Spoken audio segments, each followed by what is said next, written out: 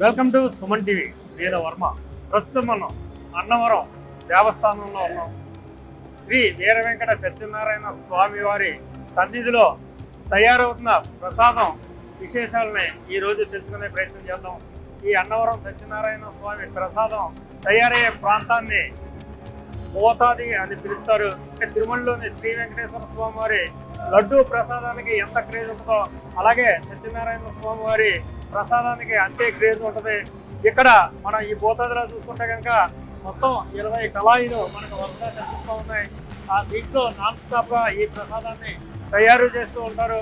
మనం ప్రధానంగా చూసుకుంటే కనుక ఈ అన్నవరం సత్యనారాయణ స్వామి వారి ప్రసాదంలో ప్రత్యేకంగా 4 దినుసులను వాడతారు. 1 ఎర్ర గోధుమ నూక, 2 ఆవు నెయ్యి, 3 పంచదార, 4 యాలకల పొడి. ఈ 4 మిశ్రమంతోనే అద్భుతంగా అమృత తుల్యమైన ఈ ప్రసాదం తయారవుతూ ఉంటుంది.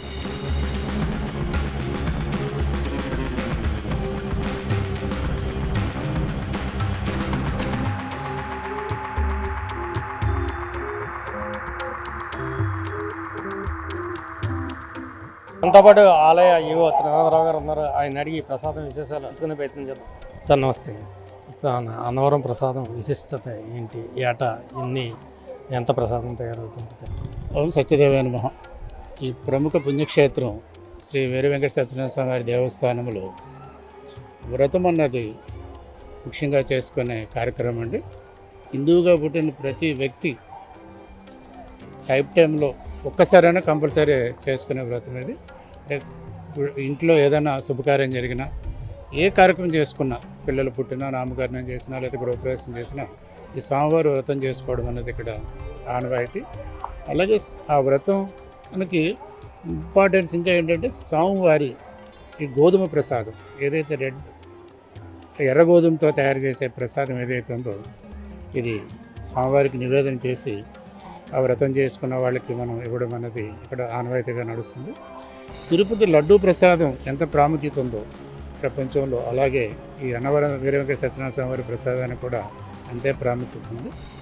ఆ ప్రసాదం ప్రిపరేషన్లో ఆ క్వాలిటీ, క్వాంటిటీ అన్నది అలాగే శాంటిటీ మెయింటైన్ చేస్తూ ఈ స్వామివారి ప్రసాదం అన్నది భక్తులందరికీ అందించడం జరుగుతుంది. సుమారు సంవత్సరానికి 1,20,00,000 ప్యాకెట్స్ ఏదైతే మనం ఆ 150 గ్రాముల ప్రసాదం మనం 20 రూపాయలకు మనం భక్తులకు అందిస్తున్నాము. 1,50,00,000 నుంచి 1,60,00,000 ప్యాకెట్స్ వరకు మనం సంవత్సరంలో భక్తులకు అందిస్తున్నాం.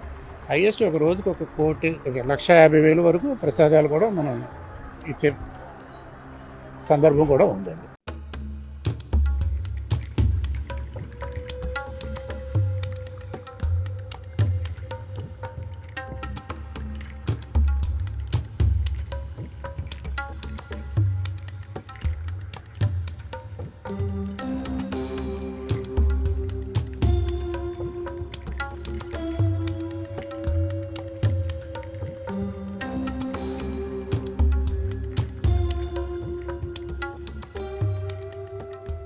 అన్నవరంలో ఈ ప్రసాదం ప్రక్రియ తయారీ అంతా కూడా చాలా చూసి శుభ్రతలకు లోబడి తయారు చేస్తూ ఉంటారు. ఇక్కడ వంట బ్రాహ్మలో మడి కట్టుకుని ఈ ప్రసాదం ప్రక్రియనంతా కూడా పూర్తి చేస్తూ ఉంటారు. మరొకరు ఎవరిని కూడా ఈ ప్రసాదం తయారీ ప్రాంతానికి రానివ్వరు. ఇంతకు ముందు ఇక్కడ మామూలుగా ఆ పొయ్యిల మీద ఈ ప్రసాదం తయారు చేసేవారు. ఇటీవల కాలంలో దీన్ని అంతా కూడా ఆటోమేషన్ చేశారు. మనం చూసుకుంటే కనుక ఆ పై గొట్టంలోంచి మొత్తం ఎర్ర గోధుమగా ఈ కళాయిలోకి కారుతూ ఉంటుంది. అలాగే ఓ పక్కన ఉన్న ఆ సిలిండర్లోంచి వాటర్ యాడ్ అవుతూ ఉంటుంది. దానికి ఇక్కడ వంట స్వాములు ఆ పంచదారని అలాగే ఆవు నెయ్యిని యాడ్ చేస్తారు. అది మిశ్రమం తయారైన తర్వాత పైన యాలకుల పౌడర్ దీనికి యాడ్ చేస్తూ ఉంటాం కూడా మంచి పరిమళం వెదజల్లుతూ ఉంటుంది. ఆ స్మెల్ పీలిస్తేనే నోరు ఊరుతూ ఉంటుంది. ఈ ప్రసాదం ఎప్పుడెప్పుడు తిందాము అని భక్తులకి అనిపిస్తూ ఉంటుంది. ప్రసాదాన్ని ఎలా తయారు చేస్తారన్నది ఇక్కడ ప్రధాన వంట స్వామి మధుబాబు ఉన్నారు. ఆయన అడిగి తెలుసుకునే ప్రయత్నం చేస్తారు. సార్ చెప్పండి, అసలు ఈ అన్నవరం ప్రసాదం ఎంత మధురంగా ఉండడానికి కారణం ఏంటి? ఇందులో ఏ ఇంగ్రీడియంట్స్ వాడుతూ ఉంటారు? ఓం శ్రీ సత్యదేవ. ఇక్కడ ప్రసాదం తయారీ ప్రతిరోజు తెల్లవారుజామునే 4 గంటల దగ్గర నుంచి ప్రసాదం తయారు చేయడం జరుగుతూ ఉంటుందండి. ప్రతిరోజు ఇక్కడ ఉన్న వంట బ్రాహ్మణులు అందరూ శుచి శుభ్రతతో అత్యంత నైపుణ్యంగా ఈ ప్రసాదం తయారు చేయడం జరుగుతుందండి. అత్యంత వేడిమితో కూడుకున్నది అయినప్పటికీ స్వామివారి కృప వల్ల ఇక్కడ ప్రసాదం తయారు చేయడం నిరాటంకంగా జరుగుతుందండి. దీనికి ప్రసాదం తయారు చేసే విధానం ఏంటంటే, ముందు నీళ్లు పొయ్యి వెలిగించిన తర్వాత నీళ్లు మరిగిస్తామండి. దానికి నూక సరిపోయి నీళ్లు మరిగిస్తామండి. తర్వాత నూక వేయడం జరుగుతుందండి. నూక బాగా ఉడికిన తర్వాత ప్రసాదం పంచదార వేయడం జరుగుతుందండి. పంచదార కూడా బాగా మగ్గిన తర్వాత నెయ్యి ఒక కళాయికి గాను ఒక 4 కేజీల నెయ్యి వరకు వేయడం జరుగుతుందండి. ప్లస్ యాలక పొడి కూడా దాంట్లో నివేదించడం జరుగుతుందండి. ఇది మొత్తం తయారీ అవ్వడానికి ఒక కళాయి తయారీ అవ్వడానికి గంటన్నర వరకు టైం తీసుకుంటుందండి. అంటే ఒక కళాయి దిగితే ఎన్ని కేజీల ప్రసాదం వస్తుంది? ఒక కళాయి దిగుబడి 80 కేజీల ప్రసాదం వరకు దిగుబడి అవుతుందండి. 2 కళాయిలు ఒక తొట్టి, ఈ తొట్టి వరకు జరుగుతుందండి. ఒక తొట్టికి 2 కళాయిలు ఒక తొట్టికి అవుతుందండి. 160 కేజీలు. మొత్తం ఎన్ని కళాయిలు ఉన్నాయండి మనకి ఇక్కడ? ప్రతిరోజు మినిమం 100 కళాయిలు దాడుతూ ఉంటాయండి.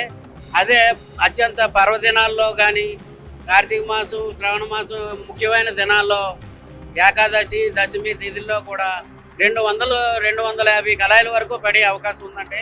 అది ప్రతినిత్యం ఎంతవరకు చేయాలో అంతవరకు కూడా సాయంత్రం వరకు అయినా సరే, తెల్లవారుజాము 4 గంటల దగ్గర నుంచి సాయంత్రం 6 గంటల వరకు ప్రసాదం నిరాటంకంగా జరిపిస్తూ చేస్తూ ఉంటామండి.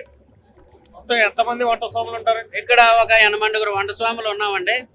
ప్రతి తెల్లవారుజామున వచ్చిన మొదటి కళాయి ప్రసాదం నివేదనకి తయారు చేసి స్వామివారికి నివేదించిన తర్వాత ఇక్కడ ప్రసాదం ప్యాకింగ్కి పంపిస్తామండి. ఆ ప్యాకింగ్ అయిన తర్వాత సేల్స్కి వెళ్తుంది అనమాట. అంటే ఒకటి చెప్పండి, ఇంతకు ముందు ఇప్పుడంటే ఆటోమేషన్ వచ్చింది, ఆటోమేటిక్ మిషనరీ వచ్చింది. ఇంతకు ముందు ఎలా ఉండేదండి ప్రసాదం తయారీ? ఇంతకు ముందు ఒక వంట స్వామి ఈ కళాయిని ప్రత్యేకించి వంపవలసి వచ్చేదండి. భారంగా ఉండేది, పని భారంగా ఉండేది. ఇప్పుడు ఈ టెక్నాలజీ ఆధునిక భవనం కట్టిన తర్వాత ఈ టెక్నాలజీ వల్ల కొంచెం పని వెసులుబాటు జరిగిందండి. కష్టతరంగా ఉండే పని కొంచెం సులువు అయిందండి. సో ఇది మనం చూసుకోవచ్చు. మొన్న ఆగస్టు వరకు కూడా మాన్యువల్ గానే ఈ ప్రసాదం తయారు చేస్తూ ఉండేవారు. ఆగస్టు నుంచి కూడా ఈ అధునాతన వంటశాల అందుబాటులోకి వచ్చింది. అప్పటి నుంచి ఈ వంట స్వాములకి పని సులభతరమైంది. భక్తులకు కూడా కావలసినంత ప్రసాదాన్ని ఇక్కడ తయారు చేసే వీలు కలిగిందని చెప్తున్నారు. ఈ ప్రసాదం తయారైన తర్వాత భక్తులకి ఎలా చేరవేస్తారు అన్నది చూసే ప్రయత్నం చేస్తారు.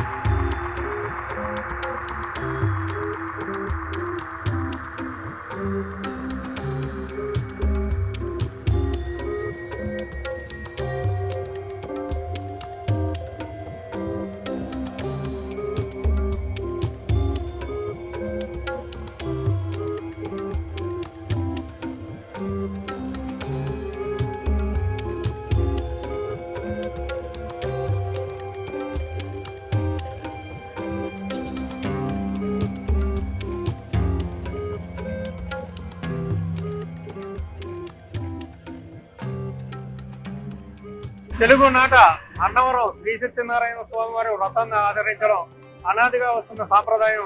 కొత్తగా పెళ్ళైన ప్రతి జంట కూడా ఈ వ్రతాన్ని ఆచరిస్తూ ఉంటారు.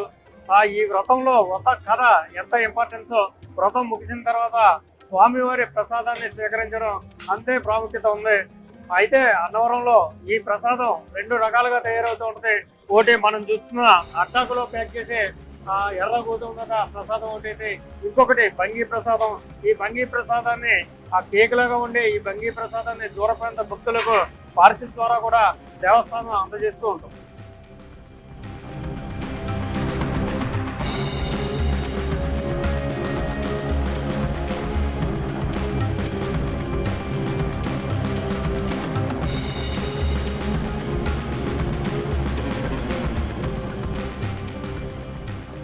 ప్రసాదం పొయ్యి మీదకి దిగిన తర్వాత అక్కడి నుంచి దాన్ని ట్రాలీల మీద ప్యాకింగ్ సెక్షన్ తీసుకొస్తారు. మరో విడత ఆవు నెయ్యిని యాడ్ చేస్తారు. అసలు ఈ ప్యాకింగ్ ప్రక్రియ ఎలా సాగుతుంది అని మాట్లాడటానికి మనతో పాటు లక్ష్మీనారాయణ గారు ఉన్నారు. సాంప్రదాయబద్ధంగా ప్రసాదం విస్తరణలోనే ప్యాకింగ్ చేయడం జరుగుతుంది ఇక్కడ ఈ అన్నవరం దేవాలయంలో.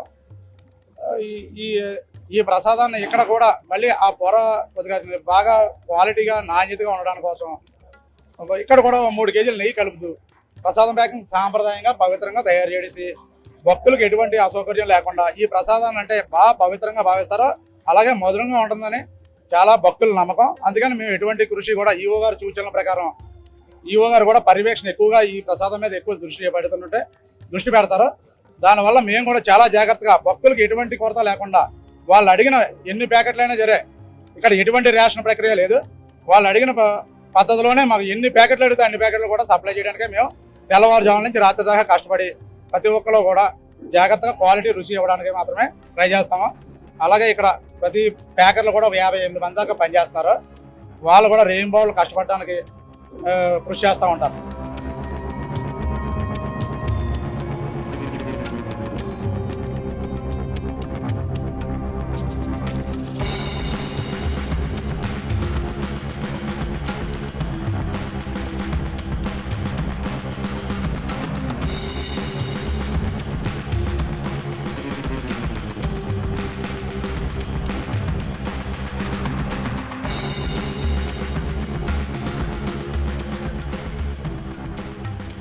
ప్యాకింగ్ విభాగంలో ఈ ప్రసాదం పొట్లాల ప్యాకింగ్ పూర్తయిన తర్వాత దాని అంతటా కూడా ప్రసాదం కౌంటర్లకి చేరవేస్తూ ఉంటారు. ఈ విభాగాన్ని పర్యవేక్షించే రమేష్ మనతో ఉన్నారు. సార్ రమేష్ గారు చెప్పండి, ఈ ప్యాకింగ్ పూర్తయిన తర్వాత దీన్ని ఏం చేస్తారు? ఓం శ్రీ సత్యదేవాయ నమః. ఇక్కడ 58 మంది సిబ్బంది పనిచేస్తున్నారండి. ఈ 58 మంది సిబ్బందిలో 10 మంది కావుడు మూత సిబ్బంది ఉన్నారు. ఈ 58 మంది కలిపి ప్యాకింగ్ పూర్తయిన తర్వాత ఈ గంపల్లో లెక్కబెట్టిన ప్రసాదం ప్యాకెట్లని 10 మంది కావుడు మూత సిబ్బంది పై కౌంటర్ నందు కావిడి ద్వారా చేర్చడం జరుగుతుందండి. అలాగే బైపాస్ కౌంటర్ నందు కొండ దిగిన తొలి పావంచాల వద్ద 30 VIP సత్యదేవ గెస్ట్ హౌస్ ఎదురుగా మరో నూతనంగా కొత్త కౌంటర్ ఏర్పాటు చేశారండి. ఈ 4 కౌంటర్లకి కూడా ప్రసాదం వ్యాన్ ద్వారా ప్రత్యేకంగా ప్రసాదం చేర్చడానికి తయారు చేసిన వ్యాన్ ద్వారా చేర్చడం జరుగుతుందండి. పై కౌంటర్కి మాత్రం కావళ్ళు మూత ద్వారా మాత్రం ప్రసాదం విక్రయాలకి అందజేయడం జరుగుతుందండి. నిరంతరం తెల్లవారుజాము 4 గంటలకు వచ్చి సాయంత్రం 8 గంటల వరకు కూడా ఇక్కడ ప్యాకెట్ సిబ్బంది పనిచేస్తూ ఉంటారండి. ఇది ఒక ఉద్యోగం కాకుండా ఒక సేవగా భావించి వీళ్ళందరూ కూడా నిరంతరం శ్రమిస్తూ ఉంటాం. ఓం శ్రీ సత్యదేవాయ నమః.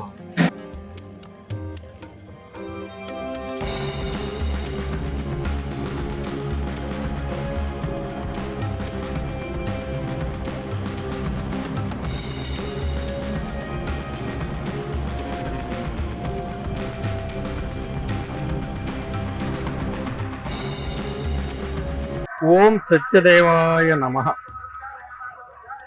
బా వేడిగా ఉంది, చూస్తుంటేనే నోరు ఊరిపోతుంది, కాలిపోతుంది. కానీ నెయ్యి చేతికి అంటుకుంటా ఉంది. ఇప్పుడే వేడిగా దిగిన ప్రసాదం వేడిగా ఉంది, నోరు ఊరిపోతూ ఉంది. ఆహాహా, చాలా మధురంగా స్మెల్, యాలకుల వాసన, ఓ పక్కనే చేతి నిండా ఆవు నెయ్యి, అద్భుతంగా ఉంది. వేడిగా ఉన్న ఈ ప్రసాదాన్ని చూస్తుంటే ఎప్పుడు తినాలన్న నోరు ఊరిపోతుంది, కానీ చెయ్యి కాలిపోతూ ఉంది. కానీ చూస్తుంటే కనుక ఆవు నెయ్యి తోటి ఆ చేతిలోకి తీసుకుంటూనే కిందకి జారిపోతుంది. సత్యనారాయణ స్వామి వారి ప్రసాదాన్ని వేడిగా తినే అవకాశం అందరికీ దొరకదు. ఇవి కౌంటర్లలో 150 గ్రాములు 20 రూపాయలకి అమ్ముతూ ఉంటారు.